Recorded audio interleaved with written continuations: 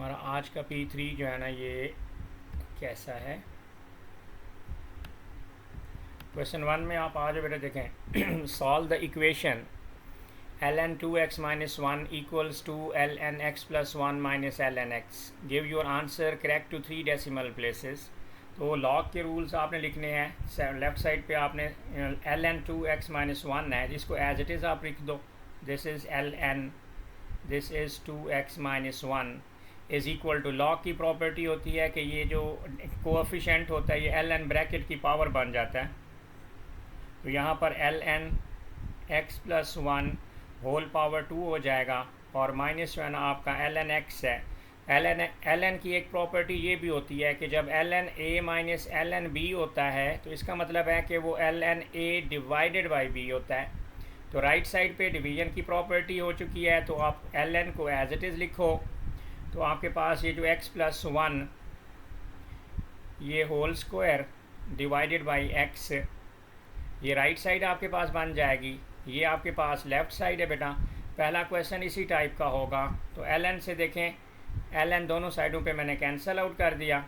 तो यहाँ पर बेटा जी आपने 2x minus 1 is equal to x plus 1 whole square over x। तो I will do cross multiply over hair.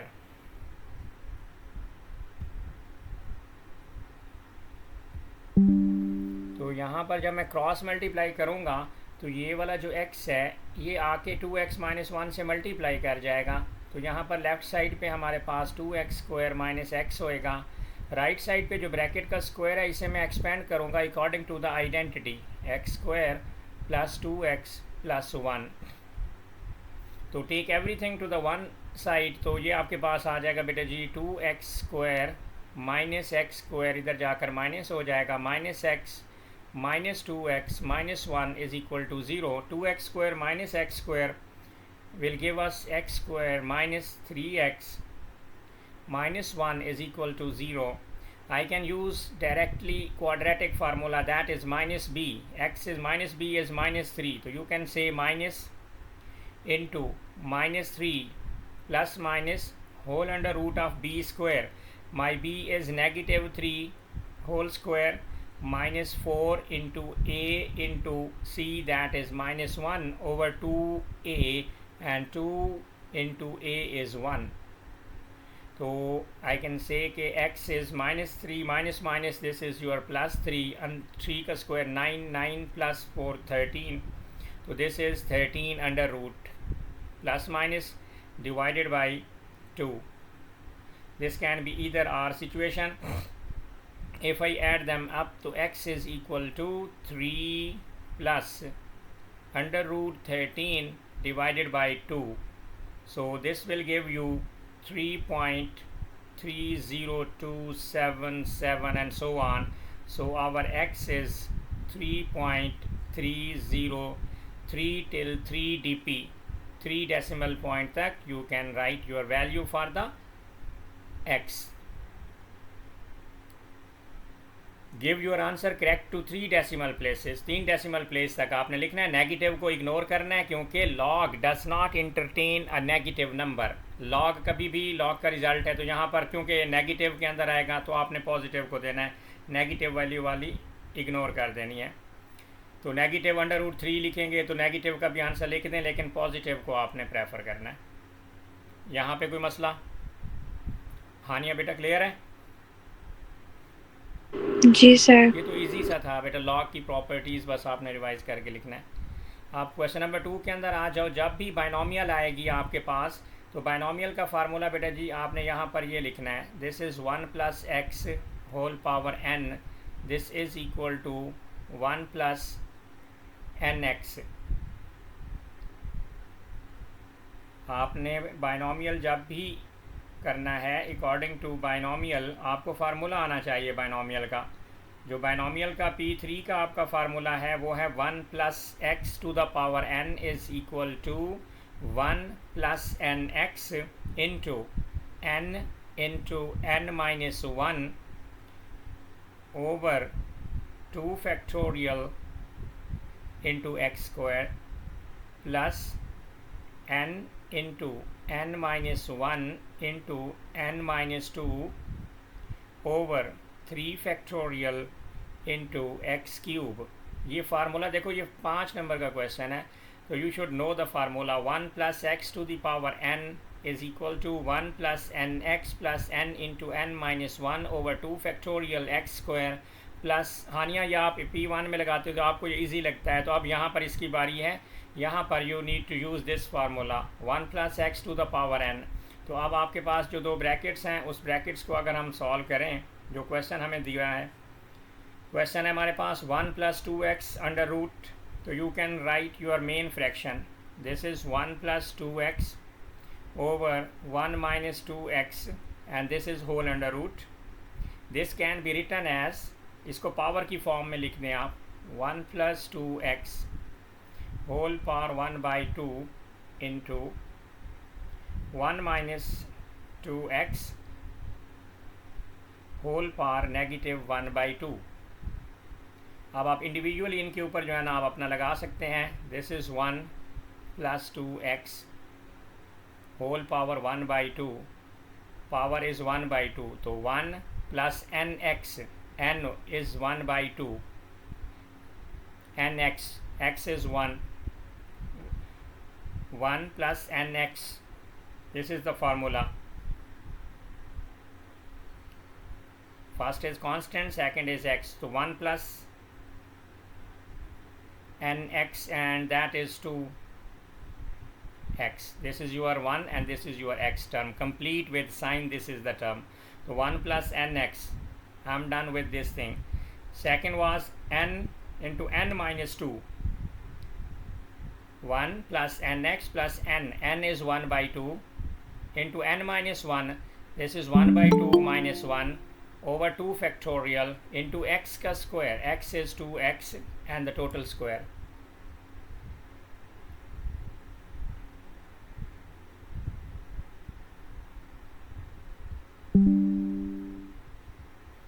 This is 2 factorial.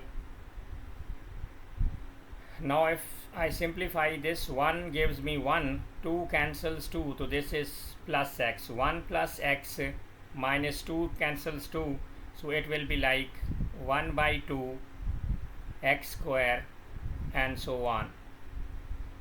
दूसरी ब्रैकेट आप ऐसे लिखेंगे बेटा, 1 minus 2x whole power 1 by 2, this is negative 1 by 2, sorry. First was positive 1 by 2, this is negative 1 by 2. So this is the same thing with negative power. So 1 will give us 1, nx, it will be giving the same, but you have to think for the negative 1. So this is n negative 1 into n minus 1. This is negative 1 by 2 minus 2x over 2 factorial into x square and x is negative 2x whole square. Calculator use करके बेटा ये वाली term लिखनी है आपने, 1 plus x, ये सारा कुछ कैलकुलेटर के अंदर अगर आप डाल दो तो यहाँ से आपको 3 बाई 2 एक्स स्क्वायर मिल जाएगा। तो पहली ब्रैकेट की expansion 1 plus x minus 1 over 2 x square है, दूसरी ब्रैकेट की expansion 1 plus x plus 3 by 2 x square है। अब आप इन दोनों ब्रैकेट्स को, इस क्वेश्चन को एज इट इज़ लिखो, 1 प्लस 2x जो कि रियल ओरिजिनल क्वेश्चन था, 1 minus 2x whole under root, now it has been expanded.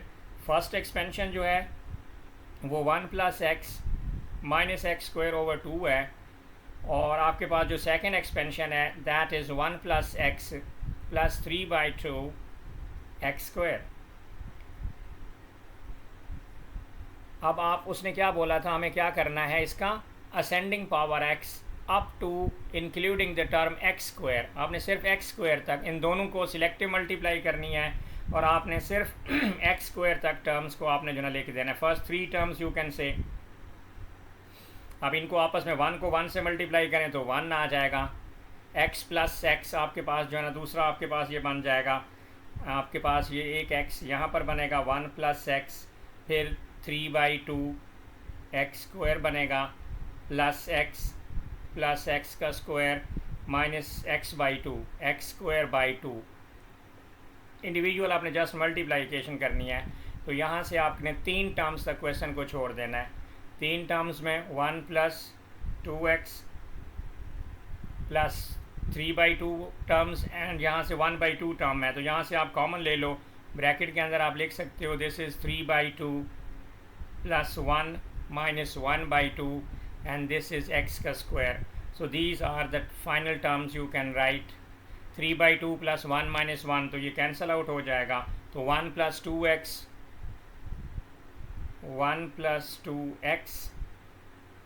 And plus 2x square will be final expression, जो कि तीन टर्म्स तक आपने x स्क्वायर की टर्म इंक्लूड करनी है और इग्नोर हायर पावर्स. जो बड़ी पावर्स होती हैं उनको आप इग्नोर कर दो.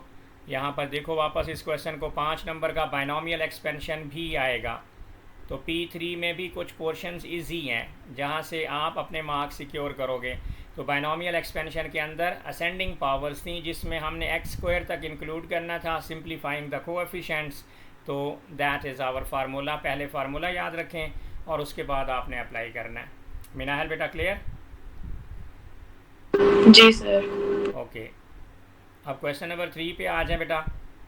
क्वेश्चन नंबर 3 में आपके पास है find the exact value of this thing. Integration है और इंटीग्रेशन के अंदर देखा करो जब दो चीज़ें मल्टीप्लाई करेंगे तो वो इंटीग्रेशन बाय पार्ट्स होती है. तो सॉल्व करने से पहले ही आप लिख दोगे यूजिंग इंटीग्रेशन बाय पार्ट्स. हानिया बेटा इंटीग्रेशन बाय पार्ट्स है, इसको देखें स्टेप्स को कि इंटीग्रेशन बाय पार्ट्स मैं कैसे कर रहा हूँ. जब आपको कैसे पता चलेगा कि यहाँ पर इंटीग्रेशन बाय पार्ट्स आपने करनी है. जब आप इंटीग्रेशन बाय पार्ट्स करेंगे आपने इंटीग्रेशन के अंदर दो फंक्शंस को चेक करना है. अगर वो दो फंक्शंस मल्टीप्लाई कर रहे हैं तो इंटीग्रेशन बाय पार्ट्स होगी और उसमें सबसे इम्पॉर्टेंट डिसीजन होता है कि कौन सी चीज़ u कहलाएगी, कौन सी चीज़ v कहलाएगी. उसके लिए आपने रफ वर्क में i लेट ये लिखना है. i लेट में i इन्वर्स होता है, l आपका लॉग होता है. i जो होता है ना, this is your inverse function, l is your logarithmic function, a is your algebra.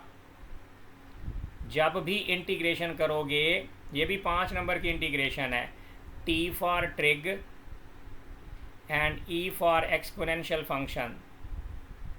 आपके इंटीग्रेशन के अंदर दो फंक्शंस हैं. अब आप देखो x अलजेब्रा होता है, sec जो है ना वो इंटीग्रेशन ट्रिग है, तो अलजेब्रा पहले ट्रिग बाद में. जो इधर ऑर्डर नहीं देखना, वो sec स्क्वायर को अगर पहले लिख देता, x को बाद में लिख देता. लुक, अगर एग्जामिनर आपको तंग करने के लिए अगर sec स्क्वायर x को पहले लिखता, x को बाद में लिखता, तो आपने परेशान नहीं होना. आपने अपना आई लेट देखना है. आई लेट में अलजेब्रा पहले आता है, ट्रिग बाद में आती है, तो ये u होता और ये v बनता. तो यहाँ पर जो x है वो u है. तो यहाँ पर आपको लिख के दिखाना पड़ेगा एग्जामिनर को कि जो function according to ILATE मेरा जो x है वो u है और मेरा जो sec स्क्वायर है वो v है. यहाँ पे ऑर्डर मैटर करता है बेटा जी. अगर आपने u v की सिलेक्शन गलत कर दी तो 1 मार्क भी नहीं मिलेगा. Remember this. जब भी देखो इंटीग्रेशन के अंदर दो फंक्शंस मल्टीप्लाई कर रहे हैं, यहाँ पर खुद से लिख देना है this is integration by parts. So we are using our integration by parts का कॉन्सेप्ट, जिसमें आपने आई लेट रफ वर्क में लिखना है और उसमें ऑर्डर चेक करना है कि आई फॉर इन्वर्स, जो कि आपके सिलेबस में ही नहीं है, log, algebra, trig and exponential function.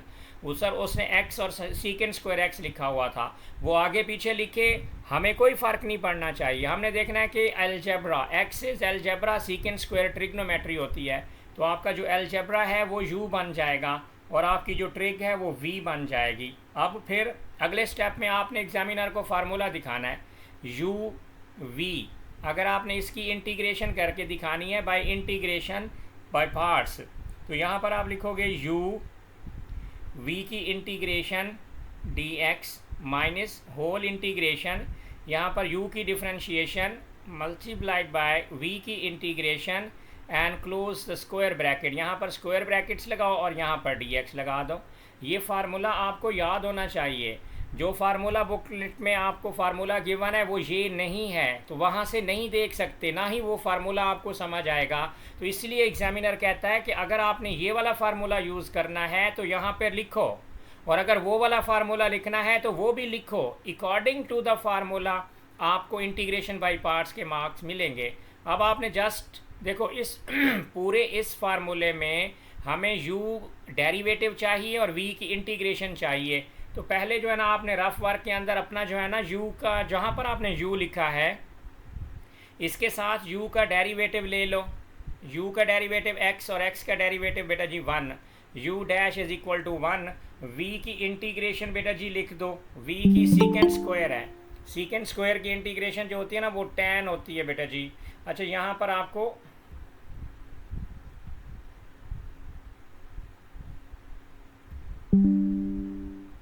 यहाँ पे देखो सीकेंड स्क्वायर की अगर इंटीग्रेशन भूल जाए ना तो ये डाटा बुकलेट से देख लीजिएगा। v की जो इंटीग्रेशन होती है इनको रट्टा नहीं मारना आपने, ये चीज़ें टोटल आपकी ट्रिग्नोमेट्री की डिफरेंशिएशन इंटीग्रेशन फार्मूला बुकलेट में मौजूद है। यहाँ पर फार्मूला लगाएगा बच्चा, अगर उसे सीकेंड स्क्वायर की इंटीग्रेशन नहीं आती फौरी तौर पर आपने डाटा बुकलेट में देखना है, वहाँ पर tan x लिखा होगा। आपको अगर सीकेंड स्क्वायर की इंटीग्रेशन नहीं आती डाटा बुकलेट में जाना और वहाँ पर देख लेना। तमाम ट्रिग्नोमेट्रिक की डिफरेंशिएशन इंटीग्रेशन को रट्टा मारने की ज़रूरत नहीं है, आपको सिर्फ दो इंटीग्रेशन को समझना है, integration by parts and integration by substitution.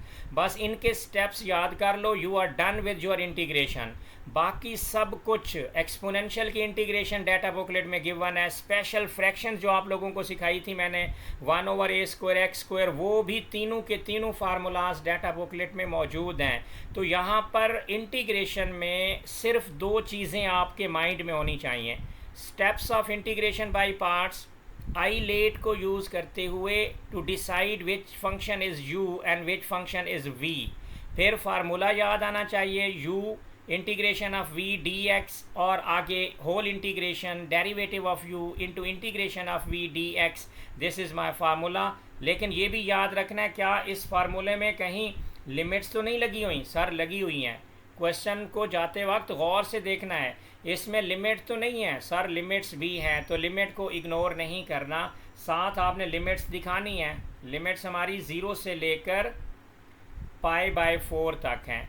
Integration by parts ज़्यादातर विदाउट लिमिट्स आती है, लेकिन जब लिमिट्स के साथ आती है ना तो that become a headache for the student के भाई इंटीग्रेशन बाय पार्ट्स में उन्हें लगता है कि हमारे लिए मुश्किल हो जाएगा। अभी बिल्कुल मुश्किल नहीं है बेटा जी। पहले जो है ना आप फार्मूला लगा दो, यहाँ पर सबसे पहले यहाँ पर आप ये एक ही मॉडुलस लगा दिया करो और यहाँ पर ये मॉडुलस लगा दो।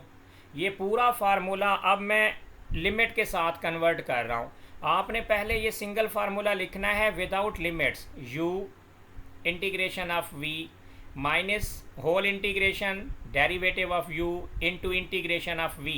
ये लिखने के बाद आपने असल क्वेश्चन को चेक करना है, क्या कहीं उस पर लिमिट्स तो नहीं? सर लिमिट्स तो हैं, लिमिट्स हैं तो 0 यहाँ पे लिख दो और π/4 बेटा आप यहाँ पे लिख दो। अब फार्मूला कहता है कि अंदर u लिखो, हमारा u x है तो यहाँ पर आप x लिख दो।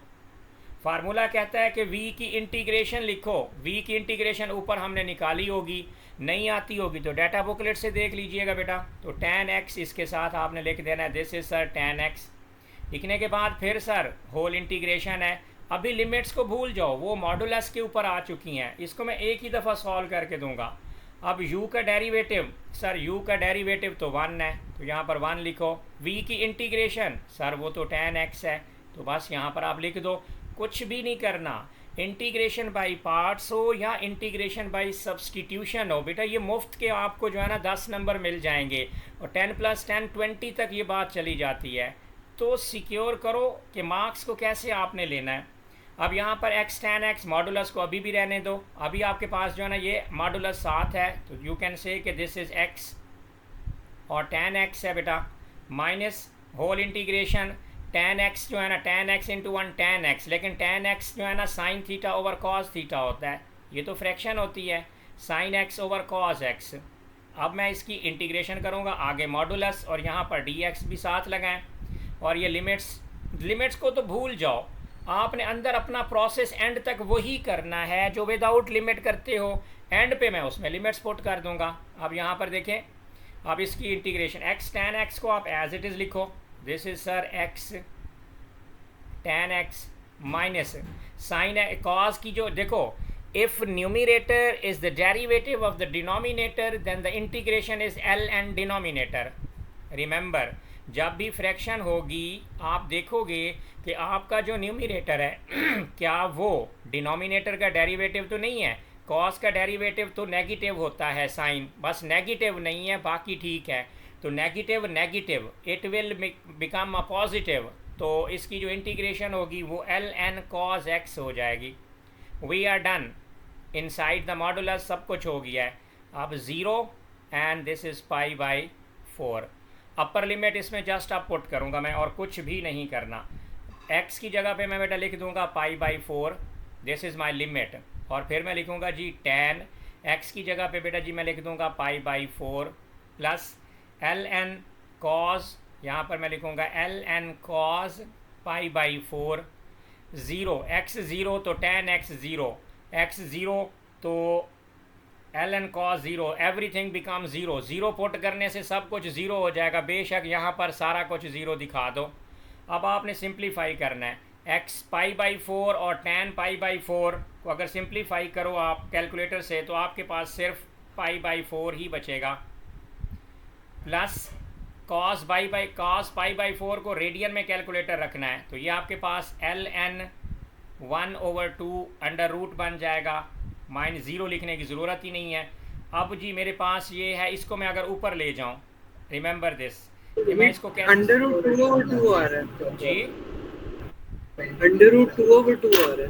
वो उसको अगर सिंप्लीफाई करो कैलकुलेटर के अंदर एग्जैक्ट वैल्यू में, उसको अगर सिंपली क्या आ रहे हैं आपके पास, under root 2/2 under root over 2। अब देखो ये अंडर रूट 2 ऊपर, नीचे वाला 2 जो है ना can be written as 2 under root 2 under root under 1/2 under root आपका होता है।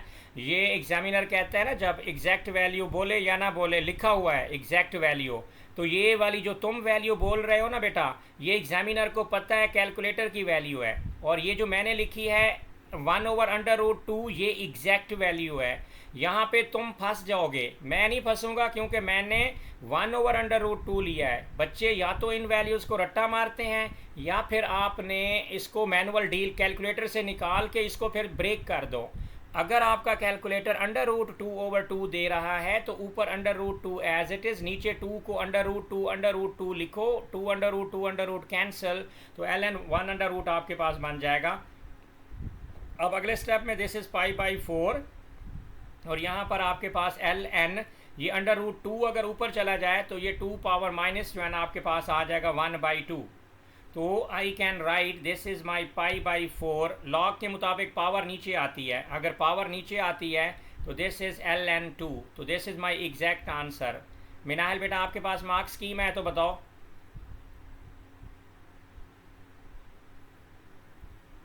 सर यही है, लेकिन सर हम वो पहले वाला भी तो लिख नहीं सकते, पाई बाय 4 प्लस ln √2 वाला।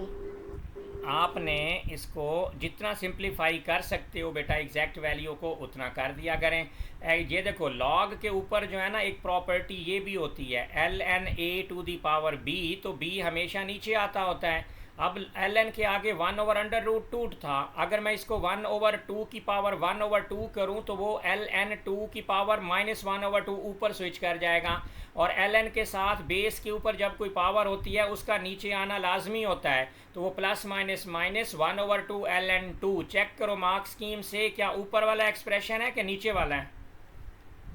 नीचे वाला। तो इसीलिए बेटा एंड तक सिंप्लीफाई करना है जहां तक आप कर सकते हो, तो इसलिए यहाँ पर इसकी सिंप्लीफिकेशन बनती है, क्योंकि जिस बच्चे ने प्रैक्टिस की होती है उसे पता होता है ln के आगे जो भी चीज़ होती है ना, अगर वो पावर में आएगी ना तो उसकी पावर को आप नीचे लेकर आओगे, तो फिर जो है ना ln की 3 ही प्रॉपर्टीज़ हैं, ln(a⁴b), b उसका कोएफिशिएंट बनेगा, आगे ln बन जाएगा बेटा। तो पाई by 4 - 1/2 ln2 is the final answer for this question.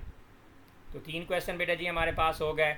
चौथा क्वेश्चन आपके पास सबसे मज़े का है, और वो है पैरामीट्रिक इक्वेशन। पैरामीट्रिक इक्वेशन ये होती है कि दोनों इक्वेशन की अलग अलग डिफरेंशिएशन करो, एक्स वाली इक्वेशन की डिफरेंशिएशन अलग करो, वो आपके पास बेटा जी बन जाएगी, मैं अलग कर रहा हूँ, और ये रिज़ल्ट शो करना है। ये भी 5 नंबर का है।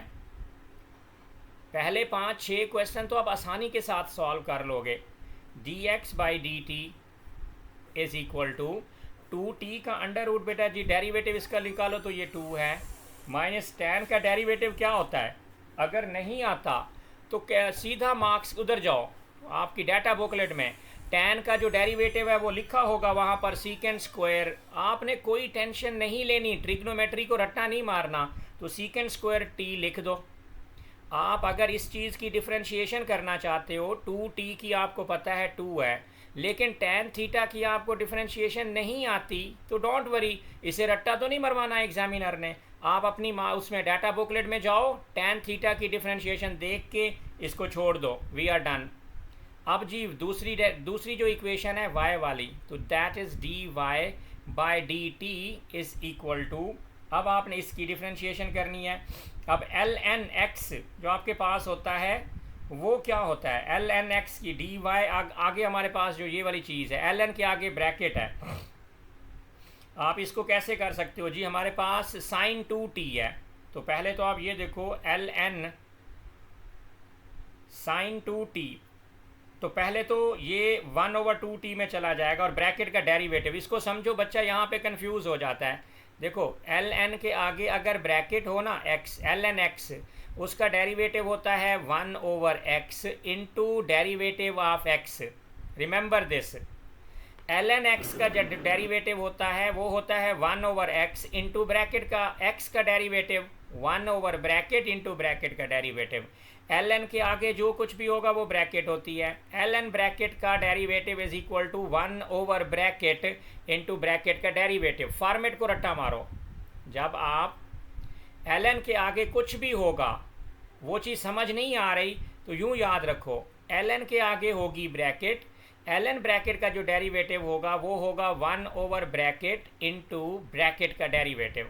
अब इधर देखो ln के आगे ब्रैकेट है sin 2t, तो आप पहले तो लिखो ln 1/sin 2t, फिर ब्रैकेट का डेरिवेटिव, ln के आगे ब्रैकेट है, ब्रैकेट में कुछ भी हो टेंशन नहीं लेनी, ln bracket is equal to 1/ब्रैकेट, मतलब ln 1/, आपके पास ये 1/ब्रैकेट है, 1/ब्रैकेट है, तो ln तो इधर है ही नहीं, ln bracket is equal to 1/bracket into bracket derivative, so you can say 1/bracket जो कि sin 2t है into bracket का डेरिवेटिव। अब sin 2 का हमें sin थीटा का डेरिवेटिव नहीं आता, समझो मुझे भी नहीं आता, जाओ अपनी कैलकुलेटर में जाके उधर डाटा बुकलेट से देखो, ये बन जाएगा cos 2t, cos 2t है, cos का जो डेरिवेटिव होता है ना sin 2t, और इससे पहले इसका डेरिवेटिव भी मल्टीप्लाई होता है, sin 2t का डेरिवेटिव एक्चुअली 2 cos 2t होता है। sin 2t का डेरिवेटिव, अगर मैं डायरेक्ट यहाँ पर कहूँ कि sin 2t का डेरिवेटिव बताओ, तो आपने कहना है कि सर sin 2t का डेरिवेटिव होता है, ये 2t का डेरिवेटिव पहले निकाल लिया करो, तो 2 बन जाएगा, sin 2t cos 2t में कन्वर्ट हो जाएगा, तो दिस इज 2 cos t। यही रीज़न है कि ये वाला क्वेश्चन 5 नंबर पे स्विच किया गया है कि बच्चा यहाँ पे कंफ्यूज होगा। अब dy का डेरिवेटिव क्या बन चुका है, 2 हमारे पास पहले लिख दो, तो आप लिख दो 2 cos 2t divided by sin 2t, this is the derivative of dy by dx। क्योंकि बच्चे को यहाँ पर डेरिवेशन उसने इस तरह की अजीब सी इक्वेशन दी है कि बच्चा ये वाला डेरिवेटिव ही ना निकाल सके, क्योंकि पैरामीट्रिक इक्वेशन के अंदर आपने x का डेरिवेटिव अलग से निकालना होता है, y का डेरिवेटिव अलग से निकालना होता है। तो this is dx by dt हमने निकाल लिया। Data booklet will help you a lot in trigonometric functions, तो इसलिए डाटा बुकलेट से फ़ायदा उठाना है आप लोगों ने। ये दूसरी बन गई। अब उसने कहा कि आपने dy बाई dx को शो करना है cot t के। अब dy बाई dx का मतलब इट इज सेइंग कि dy का जो डेरिवेटिव है उसे dx के डेरिवेटिव से डिवाइड कर दो।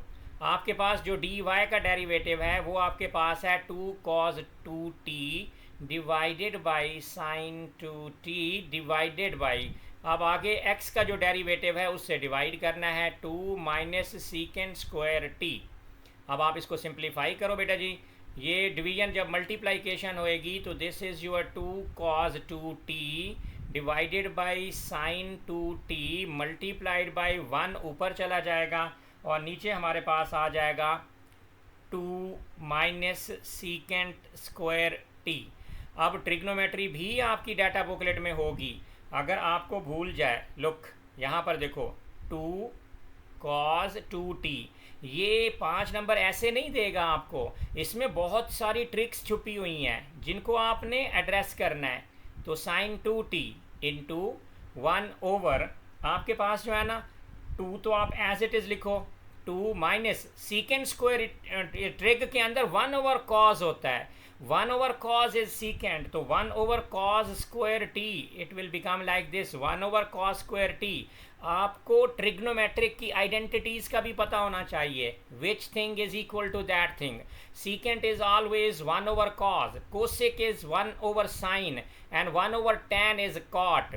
जहां पर आपके पास लोग 1/tan आएगा, आपको पता होना चाहिए कॉट है। और ये सारा कुछ डाटा बुकलेट में मौजूद है, तो इसीलिए इंटीग्रेशन, डिफरेंशिएशन और इसके अंदर जो है ना, आपने ट्रिग के अंदर परेशान नहीं होना। तो इसका नीचे आपको बेटा जी एलसीएम लेना चाहिए। अब यहाँ पर अगर आप इसका अगले स्टेप के अंदर 1/, एलसीएम ले लो cos square T, this is cos square T, तो it will be like 2 cos square T minus 1। अब अगले स्टेप में आ जाओ, यहाँ पर ट्रिग्नोमेट्री को उसने बहुत ज़्यादा घुसा दिया है, जिसकी वजह से मिनाहल आपको भी सबको टफ सिचुएशन इस पेपर में नज़र आ रही है। तो इतना ख़ास कोई इशू वाला नहीं है। हम देखते हैं, पहले हम लिखते हैं भाई, ये आपके पास बन गया। सबसे पहले तो ये बताओ, पहले तो यहाँ पर ये लिखो 2 cos 2t over sign 2t। अब मल्टीप्लाइकेशन कर दो, ये वाला cos स्क्वायर जो है ना, ये ऊपर जंप करेगा, तो इसको तो आप लिख दो this is cos square T divided by 2 cos square T minus 1 किसके इक्वल होता है? याद रखो cos 2 थीटा मैंने आपको बताया था, cos 2 थीटा होता है सी स्क्वायर माइनस एस का स्क्वायर। अब मुझे cos चाहिए तो मैं साइन को रिप्लेस करूँगा, सी स्क्वायर ब्रैकेट में 1 माइनस सी स्क्वायर, तो सी स्क्वायर ये हो जाएगा 2c स्क्वायर माइनस 1, तो T 2 cos square minus 1 is actually cos 2t। तो यहाँ पर आप लिख दोगे कि sir this is, if 2 cos square t को आप रिप्लेस कर दो, this is 2 cos square t, cos square plus cos square, 2 cos square t हो जाएगा आपके पास। तो यहाँ पे आपके पास बेटा जी बन जाना चाहिए, लुक ये साइन 2t। सर आपने ऊपर से क्यों नहीं शुरू की? 2 cos 2t over sin 2t को आप tan 2t कर देते हैं। सबर करें, और ये फिर एक मिनट पहले तो ये बताओ, ये साइन 2 थीटा क्या होता है? मैंने अभी तक इसको सॉल्व ही नहीं किया। साइन 2 थीटा, अब साइन के पास 2 एप्पल थे, वो 2 भूखा cos था। theta sin theta। Alina Farooq, sine 2 theta, sine 2 apple, sine के पास 2 एप्पल थे, 2 साइन थीटा। तो ये ऊपर वाला 2 नीचे अभी तक चल रहा है, मैं यहीं पे कंफ्यूज हूँ कि ये क्या हो रहा है। तो यहाँ पर आपके पास बेटा जी बन गया ये cos 2t, तो हमने यहाँ पर लिख देना है जी ये cos 2t में कन्वर्ट हुआ। मैं tan नहीं कर सकता मिनाहिल, मैंने ये cot थीटा प्रूफ करना है, मुझे शो करना है अपना result dy by D x जो कि cot t होगा, तो जान छूटेगी। अब जो साइन 2 थीटा है ना, इसे रिप्लेस करना पड़ेगा। साइन 2 थीटा जो होता है ना, ये 2 साइन थीटा cos थीटा होता है। तो यहाँ पर आप लिखोगे कि sir this is 2 sine t cos t, ये वाला 2 ये वाला t उड़ गया। अब आपके पास cos 2t कहाँ से आया? cos 2t आया 2 cos स्क्वायर t माइनस 1 अच्छा। से, ये इधर से आ चुका है जो मैंने नीचे लिख दिया। अब आपके पास ऊपर जो है ना cos स्क्वायर, हमारे पास ऊपर जो है ना cos 2t था, यहाँ पे आप मेरे पास cos 2t बन चुका है। अब cos 2t को क्या लिख सकते हो, ये वाले जो, अब ये वाला फाइनल एक्सप्रेशन आपके पास जो बन चुका है, अगर आप इसको कहो कि cos, नीचे हमारे पास है ये cos 2t, ये cos 2, ये तो कट रहा है, मैं परेशान हो रहा हूँ। ये देखो ये तो उड़ रहा है भाई, ये देखो ये cos 2t और ये cos 2t, जो कि मैंने 2 cos t को 2 cos स्क्वायर t को माइनस 1 को cos 2t किया था। दिस cos 2t कैंसल, ऊपर सिर्फ cos स्क्वायर है, तो cos स्क्वायर को खाली थीटा की जगह t ही लिखो जो वो बोल रहा है। तो यू कैन से कि this is sir, this is cos t, this is cos t। divided by you have sin t cos t, you have sin t cos t, नीचे दो चीज़ें हैं आपके पास, you have sin t, you have cos t cancel cos t, cos over sin is cot, this is cot t proved। यही तो हमने show करना था कि भाई ये cot t है, और जो cot t होता है वो actually cos theta over sin theta होता है, cos t over sin t that is equal to cot t, और यही शो करना था। 5 नंबर मिल गए, लेकिन इतनी आसानी से 5 नंबर नहीं दिए उसने, इसमें उसने बहुत कुछ इंक्लूड किया हुआ था, उसने ट्रिग्नोमेट्री भी की हुई थी, आइडेंटिटीज़ भी ऐड की हुई थी। एंड पे जो बच्चा ये रिज़ल्ट लेके आएगा उसे यहाँ से भी पैरामीट्रिक से भी 2 मार्क्स बेटा जी उसको मिल जाएंगे। क्लियर हुआ यहाँ पर?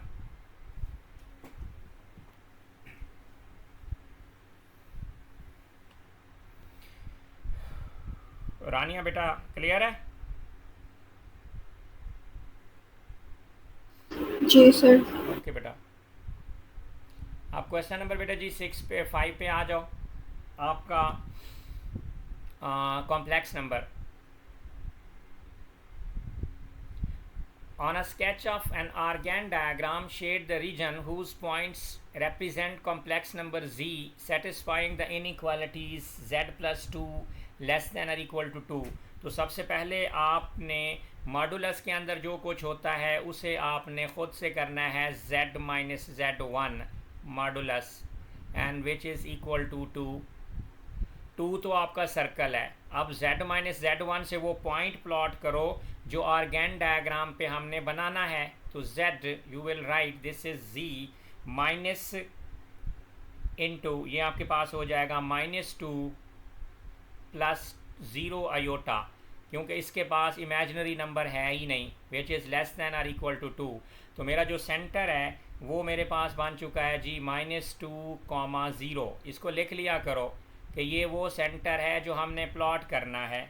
सेंटर है विद रेडियस जिसका 2 है, जो सेंटर मैंने प्लॉट करना है उसका रेडियस 2 है। ये वाली चीज़ लोकस होती है और वो सर्कल होता है और सर्कल का रेडियस होता है। तो जो क्वेश्चन था मॉडुलस के अंदर, मैंने मॉडुलस को देखना है और मॉडुलस ब्रैकेट्स लगानी है। z minus z1 less than और इक्वल टू 2, तो z माइनस z1 हमारे पास वो एक सेंटर होता है। खाली z1 2 था तो मतलब पहली वैल्यू x की, अगर y की होती तो उसके साथ इमेजिनरी नंबर होता।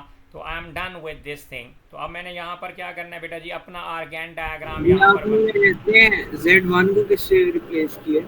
जी बेटा जी, ये Z1 को किससे रिप्लेस किया?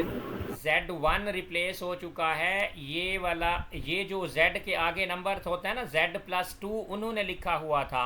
ये जो Z प्लस 2 है ये Z माइनस Z1 में जाएगा और Z1 के अंदर A प्लस बी आयोटा होना चाहिए, ये रूल है। A प्लस बी आयोटा का मतलब है real part of the complex number and B का मतलब है imaginary part of the complex number. अब हमारे मॉडुलस के अंदर खाली Z प्लस 2 है, तो मैं इसको खुद से माइनस लगाकर रीअरेंज करूँगा। ये -2 जब ब्रैकेट से खोलोगे तो वापस वही क्वेश्चन बन जाना चाहिए। इस तरह से एडजस्ट करना है Z1 को। आगे सर इसका तो Z2 के अलावा तो इमेजिनरी नंबर ही नहीं है, तो इसलिए मैंने उसके लिए 0 आयोटा लगा दिया। तो ये मेरा फॉर्मेट बन गया Z माइनस Z1 वाला। तो Z माइनस Z1 तो सेंटर कैसे निकाले जी, सेंटर कैसे निकाले? ये जो Z1 है यही मेरा सेंटर है। देखो जब मैंने इसके ऊपर मॉडुलस की जब भी कोई ब्रैकेट देखोगे उसके ऊपर आपने Z माइनस Z1 का फॉर्मेट लगाना है। तो जब आप Z के आगे प्लस देखो आप खुद माइनस लगा दो, और आगे 2 नंबर होंगे तो ब्रैकेट लगाकर आपने माइनस इस तरह से कॉमन लेना है कि जब उस ब्रैकेट को वापस एक्सपेंड करो तो वो ओरिजिनल क्वेश्चन बनना चाहिए। लुक, अगर मैं ये ब्रैकेट खोलता हूँ तो माइनस माइनस प्लस 2 और 0 इंटू 0, तो वापस मुझे ओरिजिनल क्वेश्चन बन सकता है।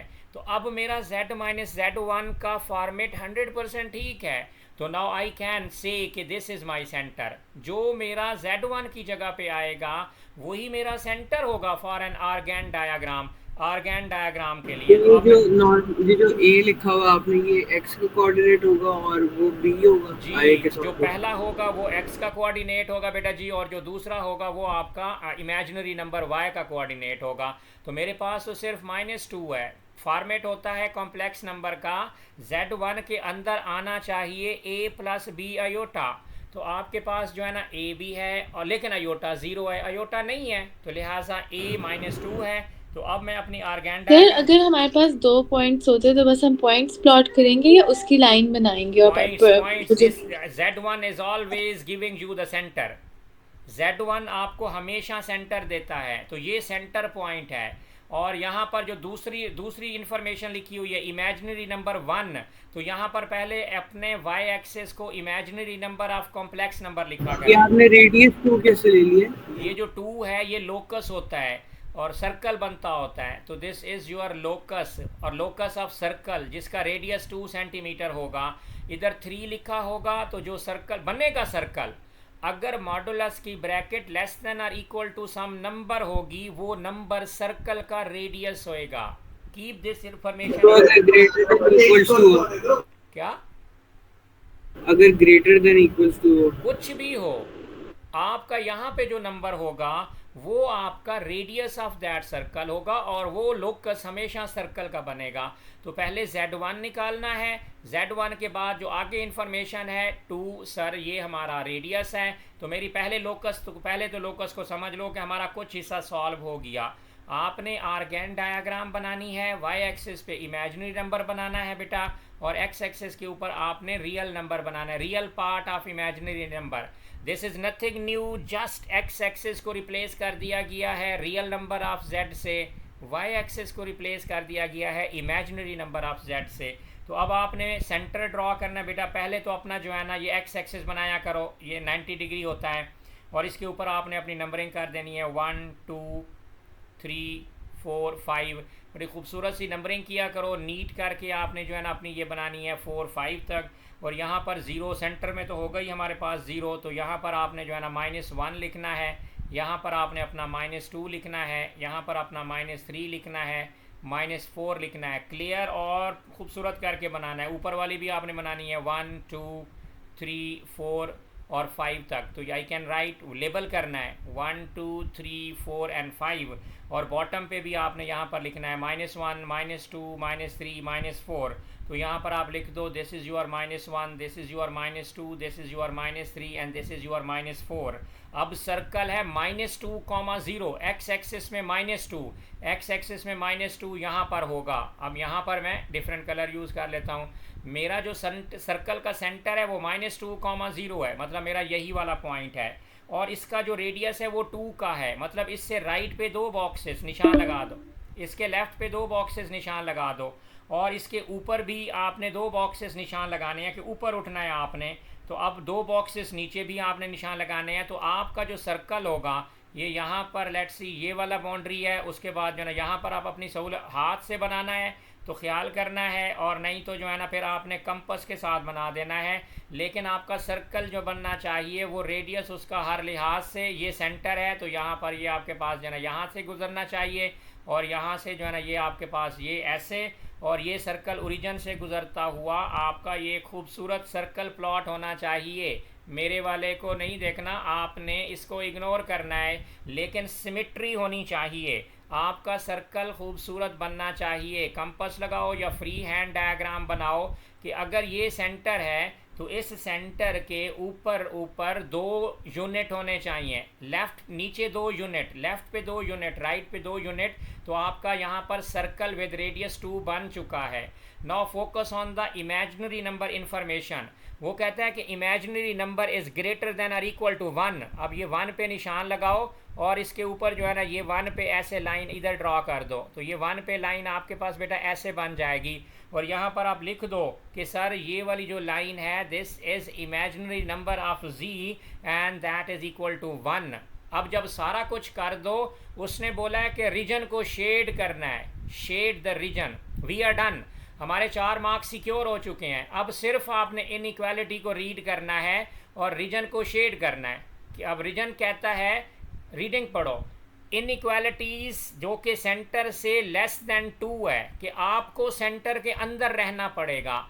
Less than R equal to 2 का मतलब ये हुआ, और z is equal to greater than 1 का मतलब है कि आपको इस लाइन के ऊपर ऊपर रहना पड़ेगा, आपको इसके ऊपर ऊपर रहना पड़ेगा। तो this is my shaded region, this is going to my shading reason.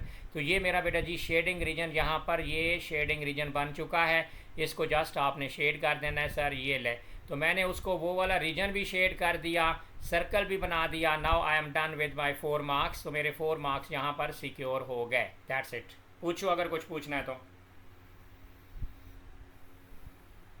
Alina Farooq, straight forward बेटा कॉम्प्लेक्स नंबर के स्टेप्स होते हैं, इसमें कुछ भी नया नहीं है, सबसे आसान टॉपिक है। अगर मुझसे पूछो तो कॉम्प्लेक्स नंबर से आसान कोई है ही नहीं, क्योंकि मॉडुलस की वो इनइक्वालिटी खुद देता है। आपको सिर्फ उसमें से z1 निकालना आना चाहिए। जब आप z1 निकाल लो वो सेंटर होगा, उसके आगे लेस दैन और इक्वल टू कोई नंबर लिखा है तो आपने लोकस बनाना है, और इमेजिनरी नंबर की जो इन्फॉर्मेशन दी और फिर रीड करके शेडिंग रीजन बना देना है आपने। That's it. मिनाहल बेटा क्लियर?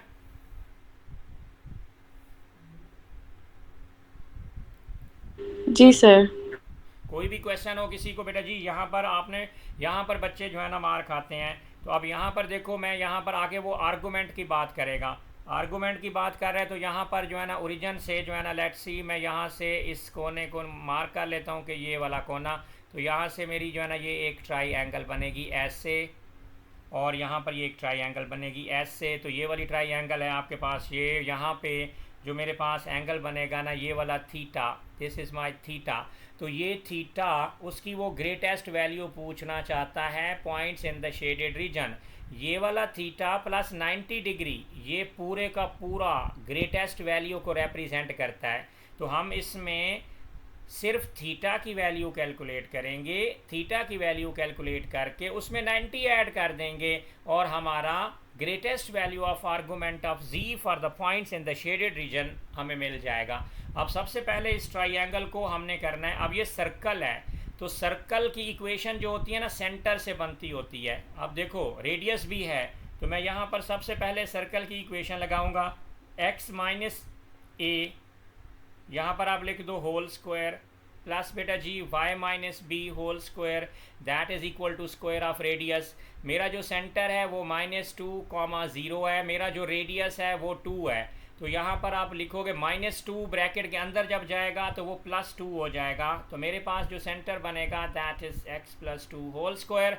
b 0 है तो यहाँ से सिर्फ y का स्क्वायर हो जाएगा, और यहाँ पर जो है ना रेडियस 2 है तो ये 2 का स्क्वायर हो जाएगा। तो मेरे पास जो इक्वेशन बेटा जी बन जाएगी x प्लस जो है ना 2 और इसका स्क्वायर प्लस, लेकिन मेरे पास जो y की वैल्यू है, y की वैल्यू तो 1 है। इमेजिनरी नंबर उसने 1 पे खिंचवाया था। इमेजिनरी नंबर ऑफ z का मतलब है वैल्यू ऑफ y, तो वैल्यू ऑफ y मेरे पास 1 है, और रियल का मतलब होता है मेरे पास उसकी वैल्यू है, तो दिस इज़ 1। तो 1 का स्क्वायर, 2 का स्क्वायर जो होता है वो 4 होता है। तो यहाँ पर आप बेटा जी अगर लिखो x + 2 इसका स्क्वायर इज इक्वल टू 4 - 1, तो that will be giving you 3। अगर मैं इसका अंडर रूट ले लूँ दोनों साइडों के ऊपर, तो मेरे पास x + 2 and whole under root 3 बन जाएगा, और मैं 2 को उधर लेकर जाऊँ तो मेरे पास जो x की वैल्यू बेटा जी बन जाएगी वो बन जाएगी -2 ± अंडर रूट ऑफ 3। अब मेरी x एक्सिस की वैल्यू इतनी है। अब देखो मेरी जो ट्राई एंगल है, ट्राई एंगल के अंदर जो x एक्सिस की वैल्यू है मेरे पास, मैं x एक्सिस की वैल्यू निकाल चुका हूँ। x एक्सिस की वैल्यू ट्राई एंगल के ऊपर मेरे पास है -2, ब्रैकेट में बेशक लिख दो, प्लस अंडर रूट 3, और y एक्सिस की वैल्यू 1 है। तो मैंने अगर tan थीटा लगाना है इसको परपेंडिकुलर ओवर बेस, तो यहाँ पे मैं अगर tan थीटा लगाता हूँ तो मेरे पास tan थीटा आ जाएगा। मेरे पास tan theta is equal to y/x perpendicular over adjacent, तो 2√3 और ओवर जो है ना x दैट इज़ 1। तो शिफ्ट इस इधर से अगर आप थीटा निकालोगे tan इनवर्स के साथ, तो यहाँ पर आपको बेटा जी ये x1 से लिया आपने जी, और y की वैल्यू और x नहीं, आपने ऑपोजिट ओवर है जो भी है ये tan theta opposite over adjacent होता है। अगर इस हाँ ट्राइंगल के जी अपोजिट ओवर एडजेसेंट मेरे पास 1 है, y की वैल्यू 1 है, x एक्सिस की वैल्यू मैंने सर्कल की इक्वेशन से निकाल दी, तो मैंने यहाँ पर tan थीटा उसके ऊपर लगा दिया, और यहाँ पर मेरे पास जो एंगल आएगा that is 2 + √3/1, this is my 75 degree. लेकिन मुझे तो ग्रेटेस्ट वैल्यू चाहिए। इस थीटा की वैल्यू आपके पास आ चुकी है 75 डिग्री, लेकिन राइट पे आपके पास 90 डिग्री भी तो लिखा हुआ है, हमने तो फुल एंगल बताना है। तो यू कैन से कि भाई द ग्रेटेस्ट वैल्यू, इसमें जो ग्रेटेस्ट वैल्यू होगी, greatest value is equal to 75 degree plus 90 degree. तो 75 degree plus 90 degree is equal to 165 degree. बिना है बेटा आंसर 75 बताओ, कहाँ से है? क्या कह रहे हो? 75 कहाँ से है? ये tan थीटा लगाया मैंने इसके ऊपर। इसकी आंसर निकालो, tan इनवर्स 2 + √3/1, तो इसका जो आंसर आएगा डिग्री में वो 75 डिग्री आएगा।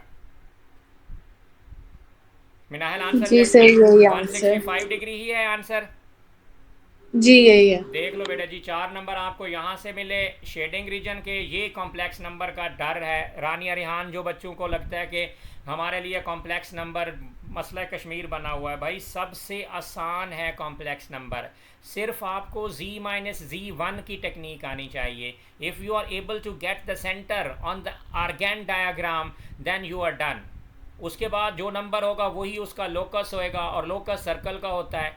2 पॉइंट्स होते तो परपेंडिकुलर बाइसेक्टर ड्रा कर देते आप। This is done. तो ये हमारा क्वेश्चन कंप्लीट हुआ, और आप जो है ना बेटा जी क्वेश्चन नंबर 6 पे आ जाओ। Solves the quadratic equation giving your answer. ये भी कॉम्प्लेक्स का, देखो कॉम्प्लेक्स के 2 क्वेश्चन आते हैं। 6 नंबर यहाँ पर ऊपर कितने का था, ऊपर था 2 नंबर, यहाँ पर 6 नंबर ऊपर का 12 नंबर का कॉम्प्लेक्स नंबर है। तो कॉम्प्लेक्स नंबर को जो बच्चा बोलेगा कि हमसे नहीं होता, हमसे नहीं होता, बेटा जी वो अपना नुकसान करेगा। तो कॉम्प्लेक्स नंबर को समझने की कोशिश करो। ये देखो, इसको सबसे पहले कंपेयर कर लो। दिस इज़ योर ax का square plus bx plus c is equal to 0। Sir ये तो क्वाड्रेटिक है। किसी टेंशन का शिकार, उसने लिखा हुआ भी है कि क्वाड्रेटिक इक्वेशन है। अगर ये क्वाड्रेटिक इक्वेशन है तो मैं z के लिए, भाई 6 नंबर का क्वेश्चन है, मैं क्वाड्रेटिक फार्मूला ही लगाऊंगा। -b plus minus under root of, it will be equal to b² -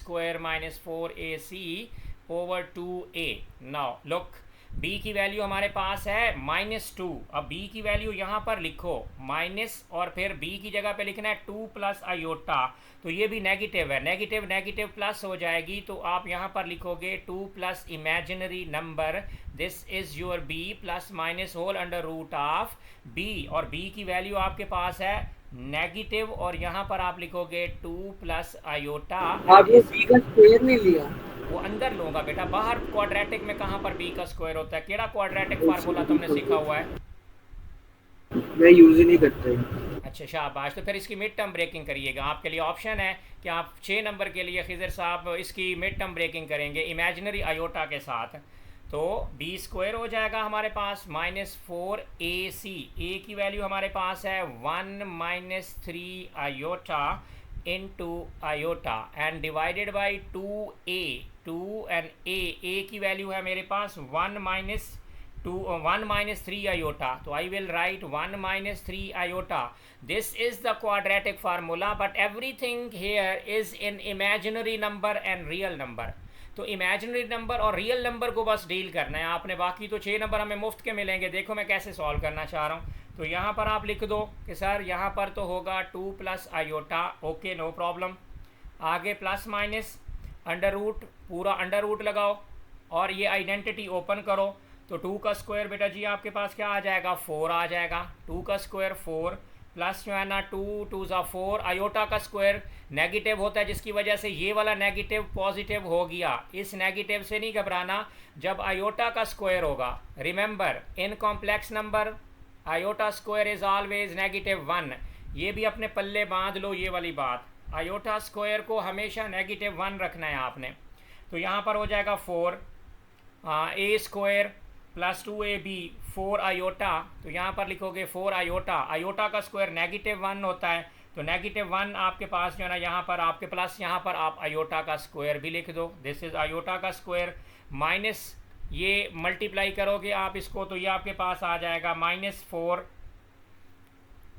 iota, उसके साथ मिलके -4 आयोटा, तो यहाँ पर -4 आयोटा आएगा, प्लस जो है ना 4 3 12, 12 आयोटा का स्क्वायर बन जाएगा इस ब्रैकेट के अंदर, और आयोटा स्क्वायर हमें पता है वो -1 होता है। तो अंदर देखो 4 आयोटा के साथ, तो 4 आयोटा आपका उड़ गया, तो आयोटा का स्क्वायर जो होता है वो -1 होता है। नीचे जो है ना आपके पास 2 है, 2 1s are 2, तो नीचे लिखो 2 3 टाइम्स 2 जो है ना ये 6 आयोटा हो जाएगा। अब ज़रा ब्रैकेट को सिंपली आराम से सुकून से सॉल्व करोगे तो आपके पास बेटा जी ये सॉल्व हो जाएंगे। 2 plus iota plus minus under root के अंदर बेटा जी आपने लिखना है जी 4 -1 -12 डिवाइडेड बाई 2 -6 आयोटा। अब यहाँ पर अगर मज़ीद इसको सिंप्लीफाई करें तो ब्रैकेट के अंदर आपके पास 12 और -13, तो यहाँ पर आपके पास आ जाएगा 2 plus iota plus minus under root के अंदर -9 और डिवाइडेड बाय 2 -6 आयोटा। ये कॉम्प्लेक्स नंबर हैं, अंडर रूट के नीचे माइनस आना कोई बड़ी बात नहीं है, तो 9 का अंडर रूट 3 आयोटा निकल आएगा अंदर से। तो यहाँ पर आप लिखोगे this is 2 plus iota plus minus 3 iota divided by 2 -6 iota. Iota मैं फैक्टोरियल लिख रहा हूँ, आयोटा इमेजिनरी नंबर ऊपर लगाना है, नीचे नहीं लगाना। तो सिंपली आप कह सकते हो कि सर जी देखें अब हमारे पास जो Z1 है, मेरे पास जो पहला कॉम्प्लेक्स नंबर निकलेगा वो मैं प्लस वाले 3 के साथ लिखूंगा। मैं लिखूंगा sir this is 2 plus iota plus 3 iota, जो कि डायरेक्ट 4 आयोटा ही लिख देते हैं, तो ये बन जाएगा 4 आयोटा डिवाइडेड बाई 2 -6 आयोटा। मैं ये Z1 छोड़ दूंगा, फिर Z2 देखूंगा। मेरा जो Z2 होगा वो आपके पास हो जाएगा 2 प्लस आयोटा -3 आयोटा, तो ये बन जाएगा -2 iota divided by 2 -6 iota. Remember, जब भी आपको कॉम्प्लेक्स नंबर में फ्रैक्शन मिलेगी उसे कांजुगेट से रैशनलाइज करना पड़ेगा आपको। आप कांजुगेट से मल्टीप्लाई करोगे, कांजुगेट से डिवाइड करोगे। डिनोमिनेटर है 2 -6 आयोटा, इसका कांजुगेट होगा 2 + 6 आयोटा डिवाइडेड बाई 2 + 6 आयोटा। इधर भी यही काम करना पड़ेगा। वो सिंप्लीफाई करके नहीं कर दूं, मैंने उसको 2 से 2 सारे काट दिए। सुभान अल्लाह चश्मे बदूर। आप आयोटा वाली फ्रैक्शंस को 2 से 2 काट दो, 4 1s are 4, वेरी गुड। एक नंबर भी नहीं देगा एग्जामिनर, तो उसे तुम तप चढ़ाना चाह रहे हो भाई, तुम्हारा उसने बुरा हाल करके रख देना है। तो ये 2 + 6 आयोटा, मैंने आपको कॉम्प्लेक्स नंबर में डिवीजन सिखाई थी। एंड होने वाली है क्लास। 2 + 6 और अगला लिंक भेजूं या मैं ये रिकॉर्ड करके अपलोड करूं? जल्दी जल्दी बताओ। सर उसकी पीडीएफ भी भेजते हैं क्योंकि वो अपलोड करने में थोड़ा टाइम लगता है, तो पीडीएफ से हम हाँ देख जी, पीडीएफ भी भेज दूंगा। अपलोड आपको सुबह उठने से पहले ही हो जाती है, तो इसकी स्पीड फास्ट है। वो मैं जस्ट अपलोड करता हूँ, प्रोसेसिंग में लैपटॉप बंद भी कर दो ना तो ऑटोमेटिकली यूट्यूब उसको जो है ना अपलोड प्रोसेस करके फिर मतलब रात को मैं उसी वक्त 5 मिनट में अपलोड हो जाती है वीडियो, चाहे 2 घंटे की क्यों ना हो। फिर प्रोसेसिंग का वेट करना जो है ना वो बेवकूफ़ी है। आप जस्ट बंद कर दो लैपटॉप, वो ऑटो होती है। तो अभी इसके बाद मैं जस्ट रिकॉर्ड करूं, पेपर कंप्लीट करूं, या आप लोगों ने वापस आना है? तो यहाँ पे आप इसको रैशनलाइज करो बेटा जी। देखें अब आपके पास जो है ना, अगर आप इसको रैशनलाइज करोगे तो ये हमारे पास आ जाएगी बेटा जी 2 + 4 iota into 2 + b iota divided by 2 not b, it's 6, 2 + 6 iota. Bottom पे आप लिखोगे 2 - 6 आयोटा इंटू 2 + 6 आयोटा। इसको भी सिंप्लीफाई करना है और इस एक्सप्रेशन को भी सिंप्लीफाई करते जाना है एंड पे। तो आपके पास जो लास्ट में जो चीज़ बेटा जी बचेगी, Z1 जो आपका सिंप्लीफाई होकर आपके सामने आएगा वो आना चाहिए -1/2 + 1/2 आयोटा। और फ्रॉम Z2 यहाँ से जब ये पूरी रैशनलाइजेशन कर लोगे तो Z2 का आंसर आपके पास बेटा जी आएगा 2/5 + 1/5 आयोटा। So these are the two complex number जो कि हमने ऑब्टेन किए. Now question number 7. In question number 7, show that the equation 5 under root secant x plus tan x is equal to 4 can be expressed as in this form. 4 number का बेटा जी यहाँ पर आपके पास जो है ना ये चीज़ आ चुकी है, तो आप लिखो इसको. This is 5 under root, this is 5 under root secant. तो सीकेंट 1 ओवर कॉज होता है, तो यहाँ पर आप लिख दो cos X. 5 under root cos X हो जाएगा हमारे पास. tan x जो होता है ना वो sine theta over cos theta होता है, तो this is sine x over cos x and everything is equal to 4. पूरी इक्वेशन को cos से मल्टीप्लाई कर दो, multiply whole equation with cos x. तो हमारे पास लेफ्ट साइड पे बेटा जी बन जाएगा 5 अंडर रूट और यहाँ पर खाली बच जाएगा साइन x और इज इक्वल टू यहाँ पर बन जाएगा 4 cos x. तो 4 cos x, तो अगर आप इसको रीअरेंज करो तो ये आपके पास बन जाएगा 4 cos x minus sine x is equal to under root 5. यहाँ पर आपके पास ये आ जाएगा and this everything is equal to this thing. Identity है. अब लोग इस चीज़ को हमने आर वाली फॉर्म में कन्वर्ट करना है, तो this is your 4 cos x minus sine x. 4 cos x minus sin x and this is equal to triple identity and which is r cos into x plus alpha. तो right side पे आप ये identity open कर लो. Are के पास साथ आपके पास आ जाए cos x cos alpha. This is cos x cos alpha minus r sin x sin alpha. This is your identity. sin x sin alpha is equal to 4 cos x minus sin x. So here by comparing cos x coefficient with cos x coefficient, so actually this is 4 equals r cos alpha and the second one is 1 is equal to minus minus cancels r of sin alpha. Divide both equations and get your tan alpha. So you can simply say that this is your r sin alpha divided by r cos alpha is equal to 1 by 4. R cancels r sin alpha over cos alpha, that is equal to tan alpha and which is 1 by 4. So I want to get my alpha. Alpha equals this is tan inverse of 1 by 4 and it is giving you 14.04 degree, that is 2 decimal place. Now I want to get my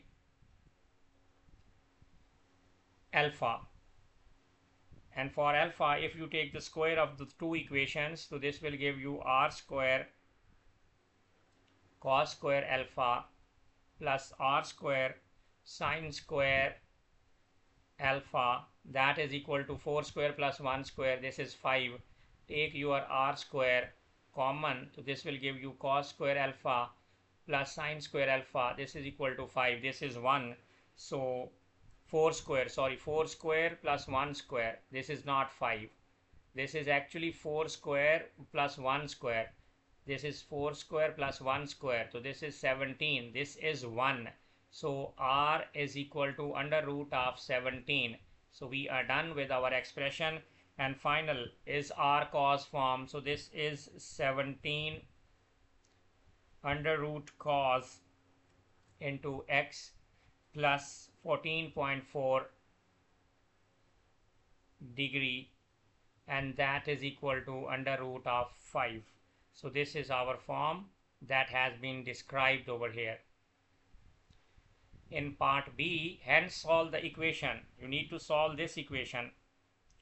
So if we have this equation, that is 17 under root cos into 2x plus 14.04 degree and that is under root of 5. So I want this is my cos and that is of 2x plus 14.04 degree and that is equal to under root 5 of under root 17, and if I need my 2x plus 14.40 degree, it will be like cos inverse of 5 under root over 17 under root. So this will be like 57.16 degree, and this is my cos is positive, and the range is 180 degree. So you can subtract cos positive in the fourth quadrant, add sugar to coffee. You can subtract the second angle 360 degree minus 57.1. So actually we have two equations. So you can write for x, and x is equal to, this is 57.16 degree minus 14.04 degree divided by 2, and the second equation will be x is equal to 302 point, when you subtract 57.6 from the 360, 302.84 degree minus 14.04 degree and divided by 2. So I will be getting two answers from this. X equals, this is 21.6 and other one is 144.4 degree. This is done for question number 7. In question number 8, the curve with equation has a stationary point. So stationary point, it means we need to take the derivative, but this is fraction, so we have to take the, using the quotient rule. So dy by dx is equal to v square. So v square is our e to the power x minus 1, and it is whole square, and here this is e to the power x minus 1 into 3x square minus x cube and e to the power x, uv dash minus vu dash. So our derivative is equal to 0. So we have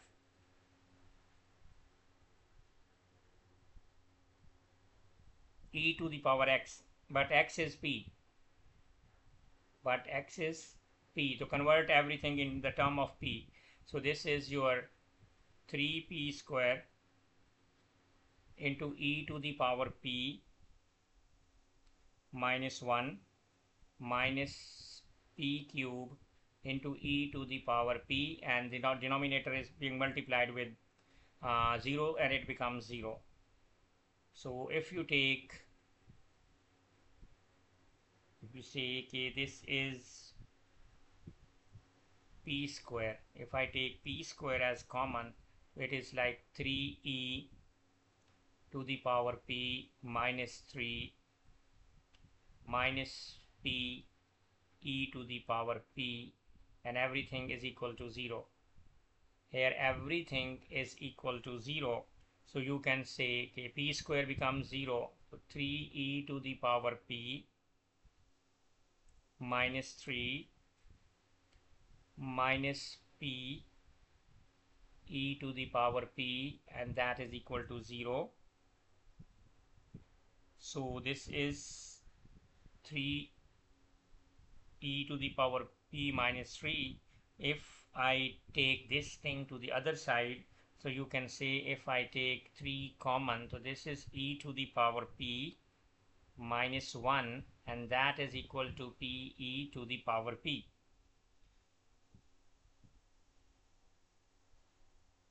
So e to the power 1 minus this, and if you divide with e to the power p with everything e to the power p, so this would be like 3 into e to the power p over e to the power p minus 1 over e to the power p is equal to p.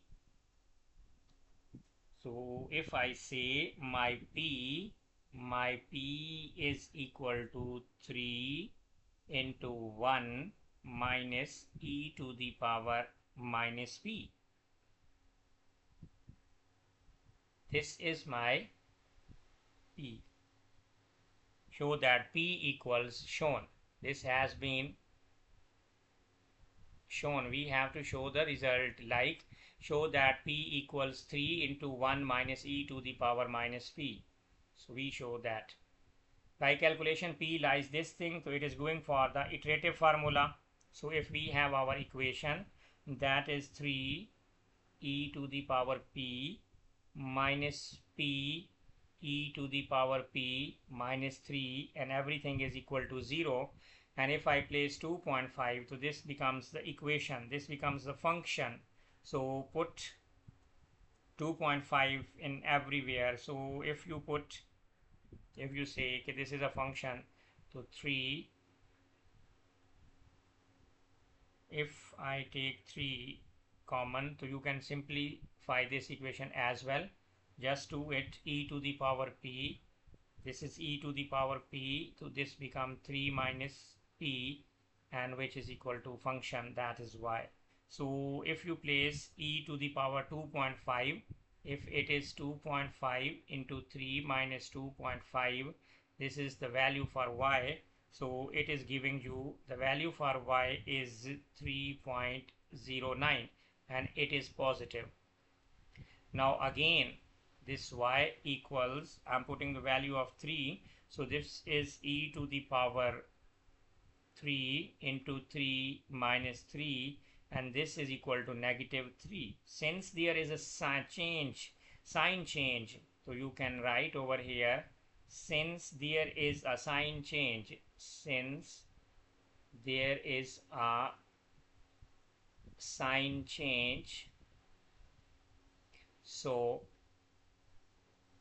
P lies, you can say P lies between these roots, which were 2.5 and 3. Now finally it is going for the iterative formula, approximation B for P1. So get your P1, the mid value, this is 2.5 plus 3 over 2, and which is equal to 2.75. So for P2, you need to show the iterative formula, that is 3 till 4 decimal places, and your final answer should be at 2 decimal places. So this is 1 minus e to the power minus 2.75. This is minus 2.75, which is giving me 2.8082 till 4 dp. For P3, put it this value in the calculator, and you will be getting like 2.8191. For P4, you will be getting like 2.8210, and for P5 you are getting, this is 2.8214, and our final answer is getting repeated, so this is 2.82 till 2 decimal place for 2 dp. This is the answer for our repeated one. Now the question for vectors. Find the position vectors of m and n. If this vector is O and it is moving like this, if this is OA and this is C, and if you join this, the midpoint of this is M, and I want to get my OM. If I want to get my OM will be equal to OA plus AM. OA plus AM. So first get AC, position vector by next vector minus previous vector, OC minus OA. So this is your 4 minus 3 minus 2, and OA, this is 0, 5 and 2. So this AC will be 4 minus 8 minus 4. This is your AC. Now our OM will be OA, and your OA is 0, 5 and 2, plus AM is the half of 4, 1 by 2, this is 4, minus 8, the AC, minus 8 and minus 4, so this will be giving us 2, 1 and 0. This is OM, and now I want to get my ON. This is OM. I'm getting my ON position vector. This would be like OB plus BN. In the same way, OB is 1, 0, 1, and BN is 2 by 3 of BC. So this is 2 by 3 of BC, and BC is 3, minus 3 and minus 3. So the final answer will be like ON 3, minus 2 and minus 1. So this is your OM and this is your ON. We got our position vectors. The vector equation for the line through M and N. So first write your M, N. This is a vector, so it would be like ON minus OM. This would be 3, minus 2 and 1, and this is 2, 1 and 0. That is 1, minus 3 and minus 1. This is Mn. Equation for R, that would be OM point and lambda into direction vector. And direction vector is 1, minus 3, minus 1.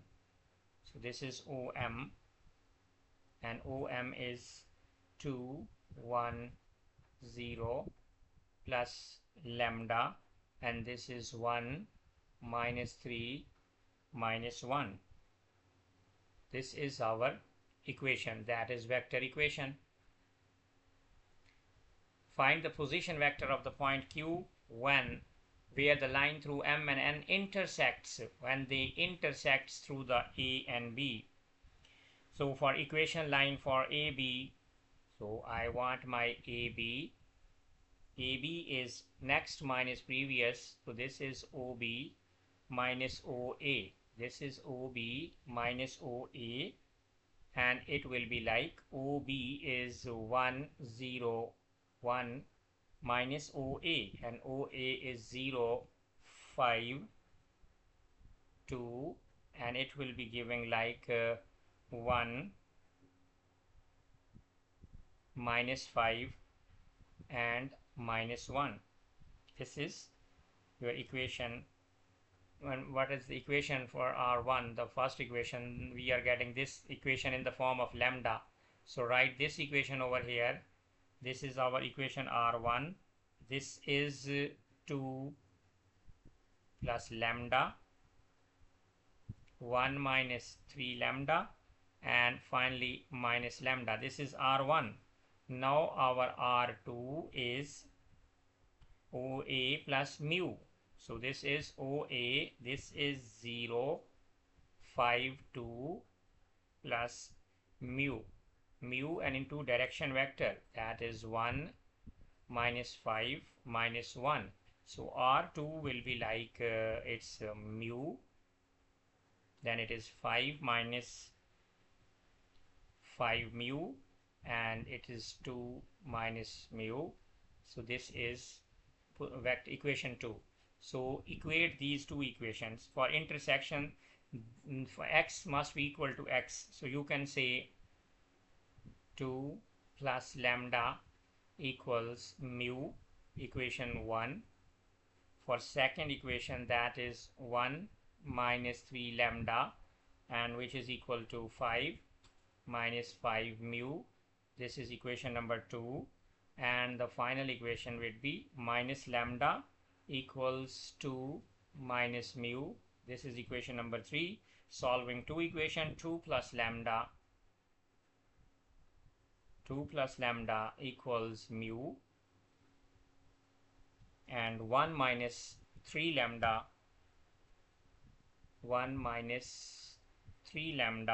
equals 5 minus 5 mu. So when you solve these two simultaneously, so the lambda will be equal to minus 3 and your mu will be equal to minus 1, and put it in the equation. So finally your OQ vector will be equal to minus 1, then 10, and it is 3. So this is done. The last question is for your differential equation. Write the values for the A. Your A is 30 and your B is 0.01. For part B, we need to do the derivative. So this is dV by dt, and that is equal to 30 minus 0.01 V. So separating variables and integrating. So you need to write separating variables and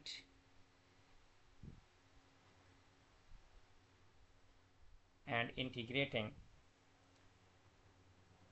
So we need to, if we have a dV over here, this is dV 1 over